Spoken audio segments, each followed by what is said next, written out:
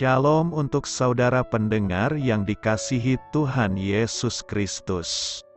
Selamat siang dan salam sejahtera untuk kita semuanya. Selamat datang kembali di renungan siang dan doa siang pada hari ini. Semoga saudara yang terkasih dalam keadaan sehat selalu. Kiranya damai dan sukacita Roh Kudus melimpah di dalam hati dan pikiran saudara saat ini. Sebelum kita mulai renungan pada siang hari ini, marilah kita bersama-sama berdoa. Bapa di kerajaan sorga, terima kasih atas penyertaan yang Engkau berikan kepada saya atas siang hari yang indah ini. Terima kasih telah memberi saya kesempatan untuk selalu dapat bersyukur atas segala pekerjaan yang aku kerjakan. Maka dari itu, saya mohon sertailah selalu diri ini sepanjang hari ini. Terima kasih atas berkat Tuhan hingga saat ini aku masih bisa merasakan kebaikan Tuhan dan buatlah agar bibirku selalu mengucap syukur kepadamu. Tuhan Yesus Kristus, terima kasih pada saat ini saya masih bisa bekerja. Tuhan, saat ini saya akan memulai pekerjaan saya. Berkatilah pekerjaan ini dan sertailah sepanjang saya selama bekerja pada hari ini, agar menjadi berkat bagiku, bagi keluargaku dan juga tempat saya bekerja. Berkati seluruhnya di siang hari ini agar berjalan dengan baik dan menjadi berkat untuk kami jalani bersama dengan anak Tuhan yang lainnya.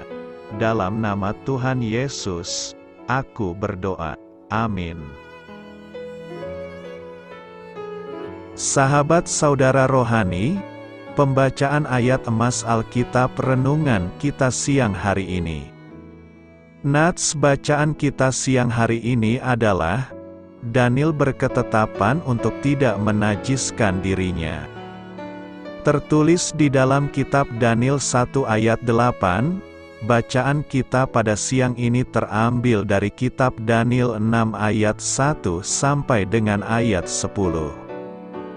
Darius, orang Media, menerima pemerintahan ketika ia berumur 62 tahun. Lalu berkenanlah Darius mengangkat 120 wakil-wakil raja atas kerajaannya. Mereka akan ditempatkan di seluruh kerajaan, membawahi mereka diangkat pula 3 pejabat tinggi. Dan Daniel adalah salah satu dari ketiga orang itu. Kepada merekalah para wakil-wakil raja harus memberi pertanggungan jawab, supaya raja jangan dirugikan.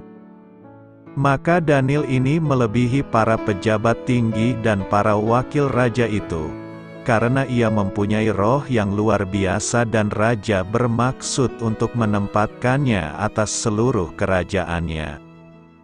Kemudian para pejabat tinggi dan wakil raja itu mencari alasan dakwaan terhadap Daniel dalam hal pemerintahan. Tetapi mereka tidak mendapat alasan apapun atau sesuatu kesalahan, sebab ia setia dan tidak ada didapati sesuatu kelalaian atau sesuatu kesalahan padanya. Maka berkatalah orang-orang itu, kita tidak akan mendapat suatu alasan dakwaan terhadap Daniel ini, kecuali dalam hal ibadahnya kepada Allahnya. Kemudian bergegas-gegaslah para pejabat tinggi dan wakil raja itu menghadap raja serta berkata kepadanya, "Ya Raja Darius, kekalah hidup tuanku. Semua pejabat tinggi kerajaan ini, semua penguasa dan wakil raja, para menteri dan bupati telah mufakat, supaya dikeluarkan kiranya suatu penetapan raja dan ditetapkan suatu larangan, agar barang siapa yang dalam 30 hari menyampaikan permohonan kepada salah satu dewa atau manusia kecuali kepada tuanku, ya Raja, maka ia akan dilemparkan ke dalam gua singa. Oleh sebab itu, ya Raja, Keluarkanlah larangan itu dan buatlah suatu surat perintah yang tidak dapat diubah, menurut undang-undang orang Media dan Persia, yang tidak dapat dicabut kembali. Sebab itu Raja Darius membuat surat perintah dengan larangan itu. Ayat di atas terambil dari kitab Daniel 6 ayat 1 sampai dengan ayat 10. Mari kita mulai renungan siang kita. Judul renungan kita hari ini adalah Berani Menjadi Daniel. Kata bijak Alkitab hari ini adalah, Anda tidak akan terjerumus ke dalam kesalahan, jika Anda mempertahankan yang benar. Cerita renungan siang kita hari ini adalah teladan dari orang-orang seperti Daniel dalam Alkitab memberikan peneguhan dan menunjukkan bagaimana seharusnya kita hidup. Di masa sekarang ini, kita masih membutuhkan orang-orang seperti Daniel, yaitu pria dan wanita yang memiliki keyakinan dan keberanian untuk mempertahankan semua itu. Bahkan jika itu harus melibatkan pengorbanan atau ketidakpopuleran. Ayah saya, Dr. M.R. Dehan, adalah orang semacam itu. Oh, ia tidak sempurna, ia seorang manusia biasa. Ia pernah melakukan kesalahan. Sebagian orang bahkan menganggapnya keras kepala. Namun sesungguhnya, ia sudah seperti tokoh dalam Alkitab. Ia adalah orang yang memiliki keyakinan teguh. Dan ia seorang pemberani. Ayah saya berpulang kepada Bapa tanggal 13 Desember tahun 1965. Namun, saya masih ingat satu perkataannya, yang seolah-olah baru kemarin diucapkan. Sambil meninju meja, untuk menegaskan pernyataannya, ia berkata, "Richard, saya tidak peduli jika seluruh dunia berbeda dengan saya. Saya harus melakukan yang benar. Saya harus bertindak sesuai keyakinan saya." Tentu saja kita perlu berhati-hati untuk memastikan bahwa keyakinan kita memiliki landasan yang benar. Namun, sekali kita yakin akan hal itu, kita harus seperti Daniel yang tidak hanya memiliki keyakinan, tetapi juga keberanian untuk mempertahankannya. Hari ini, jika Anda dicobai untuk mengompromikan prinsip-prinsip Anda, jangan menyerah, beranilah menjadi seorang Daniel. Apa itu pemisahan Alkitabiah? Pemisahan Alkitabiah itu pengakuan bahwa Allah telah memanggil orang-orang percaya keluar dari dunia demi mempertahankan kesucian pribadi dan hidup bersama-sama di tengah budaya yang berdosa. Pemisahan Alkitabiah biasanya dipertimbangkan dalam dua kategori, pribadi dan gerejawi. Pemisahan pribadi meliputi komitmen individu tersebut pada cara hidup yang saleh. Daniel mempraktekkan pemisahan pribadi ketika dia berketetapan untuk tidak menajiskan dirinya dengan santapan raja dan dengan anggur yang biasa diminum raja. Apa yang dilakukannya adalah pemisahan Alkitabiah karena standarnya itu berdasarkan penyataan Allah dalam hukum Musa. Contoh modern dari pemisahan pribadi misalnya keputusan seseorang untuk menolak undangan pesta di mana alkohol disajikan. Keputusan semacam ini mungkin dilakukan untuk mencegah pencobaan, untuk menjauhi segala jenis kejahatan, atau untuk tetap konsisten dengan keyakinan pribadi. Alkitab dengan jelas menyuruh anak Allah harus hidup terpisah dari dunia. Janganlah kamu merupakan pasangan yang tidak seimbang dengan orang-orang yang tak percaya, sebab persamaan apakah terdapat antara kebenaran dan kedurhakaan, atau bagaimanakah terang dapat bersatu dengan gelap? Persamaan apakah yang terdapat antara Kristus dan Belial? Apakah bagian bersama orang-orang percaya dengan orang-orang tak percaya? Apakah hubungan bait Allah dengan berhala? Karena kita adalah bait dari Allah yang hidup menurut firman Allah ini. Aku akan diam bersama-sama dengan mereka dan hidup di tengah-tengah mereka. Dan aku akan menjadi Allah mereka, dan mereka akan menjadi umatku.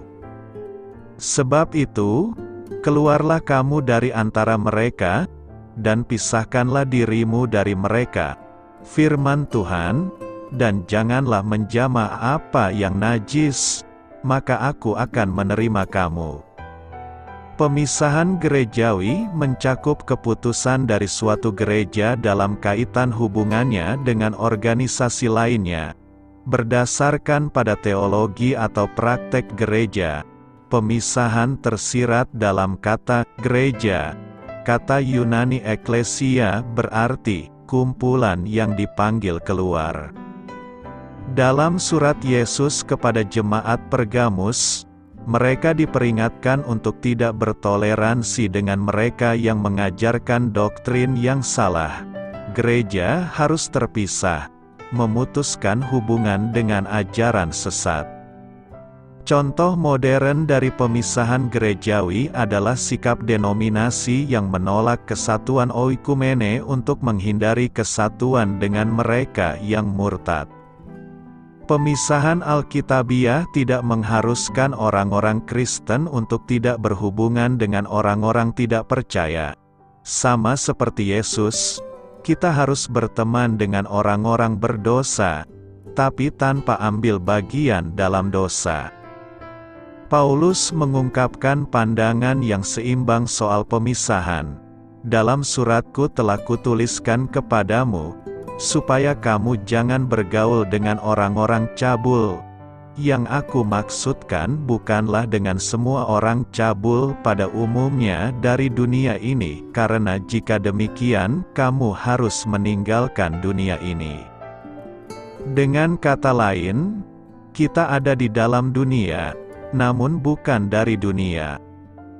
The Pilgrim's Progress karya John Bunyan menyediakan contoh yang indah mengenai pemisahan Alkitabiah. Kristen dan setiawan berjalan bersama melalui kota Kesiasian, di mana ada sebuah pasar. Karena jalan menuju kota surgawi harus melalui kota ini, orang yang menuju ke kota itu, namun belum melalui kota ini harus keluar dari dunia. Di pasar itu, orang-orang Kesiasian terheran-heran dengan kata-kata, pakaian dan nilai kehidupan sang musafir. Fakta bahwa mereka adalah orang-orang asing dan pendatang, telah memisahkan mereka dari orang dunia.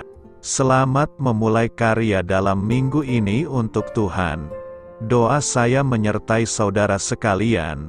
Saya memberkati Anda agar sewaktu Anda mencarinya dari Dia, Bapa Surgawi Anda akan memberikan bagi Anda roti harian Anda.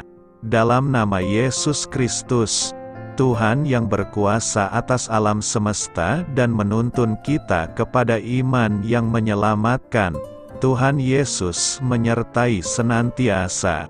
Tuhan memberkati. Amin.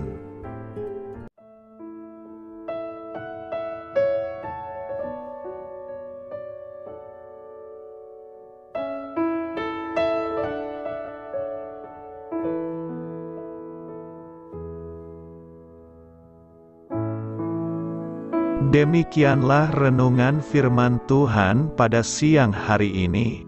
Semoga menjadi kekuatan di dalam hidup kita dan menjadikan kita pribadi yang lebih sukses. Sebelum kita memulai aktivitas hari ini, marilah kita berdoa. Bapa kami yang ada di sorga, terima kasih atas kasih dan kebaikan Tuhan yang begitu besar buat kami. Tuntunlah perbuatanku agar di sepanjang hari ini saya bisa bekerja sebaik-baiknya, tidak pernah jemu menolong sesama, selalu ramah dan tahu terima kasih, menghayati iman dan mengamalkannya dengan sekuat tenagaku. Semua ini saya sampaikan kepadamu dengan pengantaraan Kristus, Tuhan kami. Allah, Bapa kami bersyukur kepadamu, bahwa dengan bekerja kami boleh ambil bagian di dalam karya-Mu mensejahterakan dan membahagiakan umat manusia. Kami mohon bimbingan-Mu dalam melaksanakan pekerjaan kami hari ini. Bimbinglah kami agar sanggup bekerja dengan semangat kasih, dengan riang, rajin dan jujur. Terima kasih, Tuhan. Amin. Dalam nama Tuhan Yesus Kristus Tuhan dan Juru Selamat kami, Bapa kami yang baik, kami mengucap syukur dan berdoa. Amin. Biarlah firman Tuhan menjadi pengingat untuk kita semua, bahwa tuntunan dari Roh Kudus akan selalu memberi jalan keluar bagi setiap permasalahan hidup kita, dan memberi kedamaian di hati kita. Amin. Sampai jumpa di renungan siang saudara rohani berikutnya. Shalom.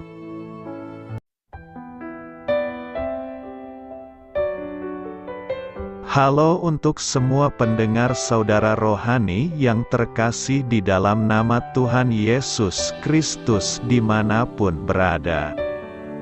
Mari dukung kami, tim redaksi Renungan Harian Saudara Rohani, dengan cara memberikan bantuan, kritik dan masukan. Saudara dapat memberikan masukan melalui kolom komentar di bawah atau mengirim kepada kami langsung melalui email yang tertera di layar Anda, saudararohani@gmail.com. Jika saudara terberkati melalui renungan ini, saudara dapat mendoakan kami dan memberikan bantuan lainnya dengan mengirim email kepada kami. Saya berdoa agar saudara sekalian bahagia dan sehat selalu. Amin.